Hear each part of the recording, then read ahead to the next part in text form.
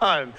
We have a Wild McDonough, Experiment 1, Goblin Guide, Kurdabe, Grim Lavamancer, Burning Tree Emissary, Tarmogoyf, Thalia, Gore Clan Rampager, Lightning Bolt, Chain Lightning. This is really close to a modern legal deck.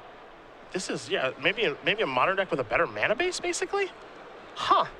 Alrighty then. Take a look at the board that McDonough does have. He's got a Burning Tree Emissary, a Kurdabe, a Goblin Guide, an Experiment 1 with looks like 2 counters on it, a Tarmogoyf, a Thalia, and a couple of lands. I think the big problem here is that there's a Batterskull in play, blocking the road. Yeah, unfortunately, I don't think the cards in his deck are better than a Batterskull. Even all of this in play. And in comes everybody. Goblin Guide trigger. Brian's going to spin his top here, make sure he hits a land. And he's also got a Terminus on top of his deck. I think Brian will be mighty fine revealing that. Looks like McDonough is basically all in at this point as well. Yeah, 1 card left in hand.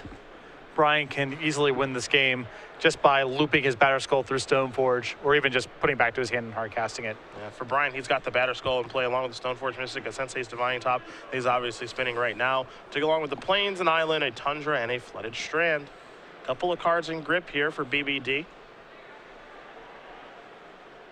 And looks like he says, you know what, I'm going to reveal Terminus with a bit of a sly grin on his face. And now he's going to draw a card with top. He will Terminus. Got to pay 1 more for the Thalia, which he does, and all those creatures are going to go to the bottom of the deck. Brian's will as well, but he doesn't seem to mind because Batterskull's going to be hanging around. Ryan McDonough over here playing Zoo. I mean, this is the first time I've seen this deck in, honestly, years. Feels like 2 years. Yeah, and he's 6-0 right now. I mean, still, even with a loss here, not to, you know, call the match already here. Things are looking grim, in fairness. Still with the potential of making a top 8 of this tournament. Yeah, we've not seen Zoo decks in some time. This is going to be a replacement Thalia. That'll put McDonough all in. No cards left. Braun-Duin going to untap, take a draw. It is Sensei's Divining Top. It also does have a copy of Council's Judgment in hand, but he'd have to pay 4 mana for that.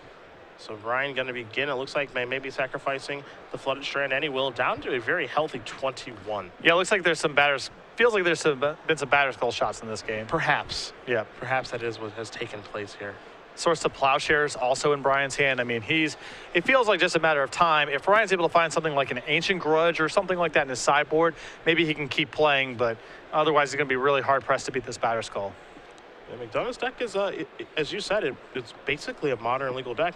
4 McDonough, 4 Experiment 1, 4 Goblin Guide, 3 Kurdabe, a couple copies of Grim Lavamancer, 4 Burning Tree Emissary, Tarmogoyf, Thalia, 3 copies of Gore Clan Rampager. You throw in 4 Bolts and 4 Chain Lightnings, 20 lands, better mana base, of course, you're good to go. Yeah, it's basically just Chain Lightning and the dual lands.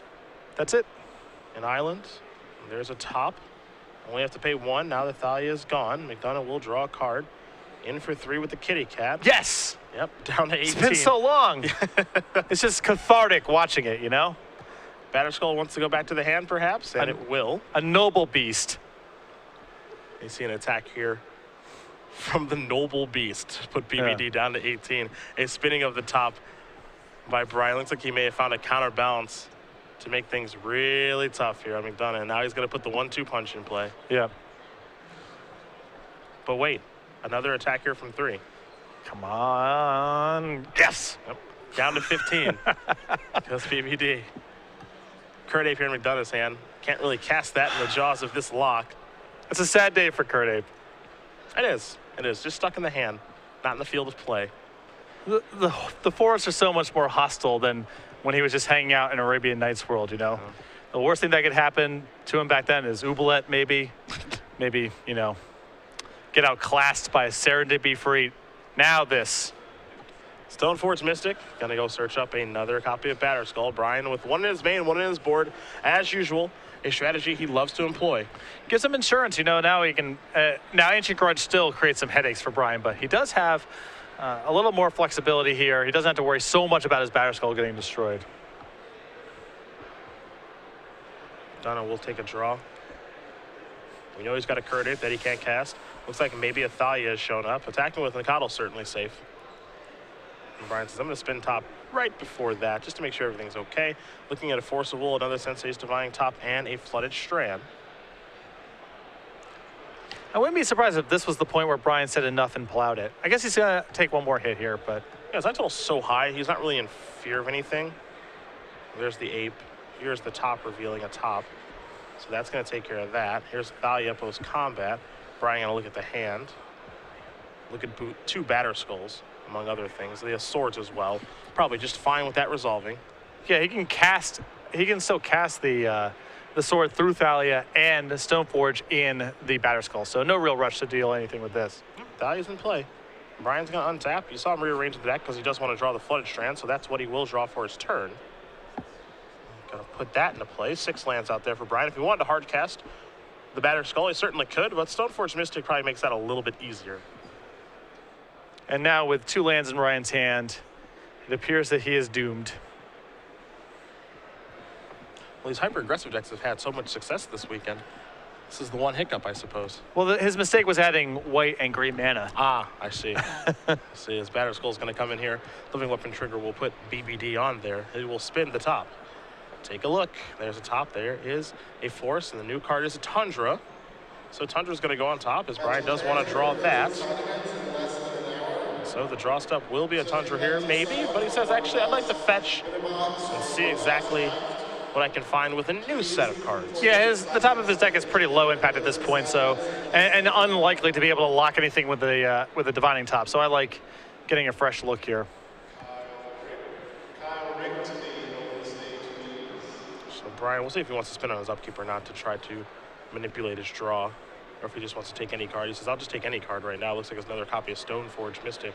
In comes Batter Skull. Gonna put McDonough down to 5. Braun-Duin up to 15. And he'll just pass the turn back with the ability to put another Batter Skull into play. McDonough draws his card for the turn. He's going to play a Burning Tree Emissary. Brian going to spin this, see if he can get the free counter.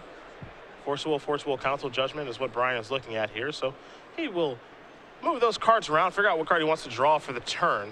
I'm not too scared of a 2-2. Yeah, I imagine it's just Forcible. He's got the 6 mana in play, so, you know, he can play 4 Force of Will through Thalia. That combined with the 2 Batter Skulls, I'm sure should be enough to lock this one up. Yeah. Decided to put in a second Batter Skull. So 2 4/4 Vigilance Lifelinkers in play. Brian gonna draw a card here. Force of Will basically puts the lock on this as I make sure that no nonsense does happen. Both of those are gonna come in for an attack, and McDonough is gonna be forced to do some blocking here. So there goes Burning Tree Emissary. McDonough gonna go down to 1. Brian gonna gain 8, go up to 23. And Brian says, you know, I think maybe it's time to cast another Stoneforge. I would just sit, I think. Yeah, and he says, yeah, that's good enough. Just say go.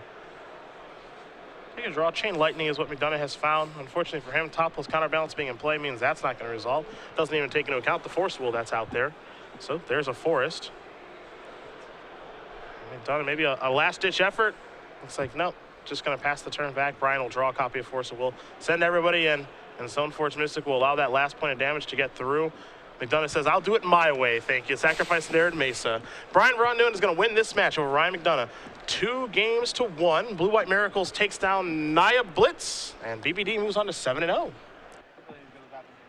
I mean, just a really, really cool to see Naya back in the Legacy Tournament a little bit. A deck that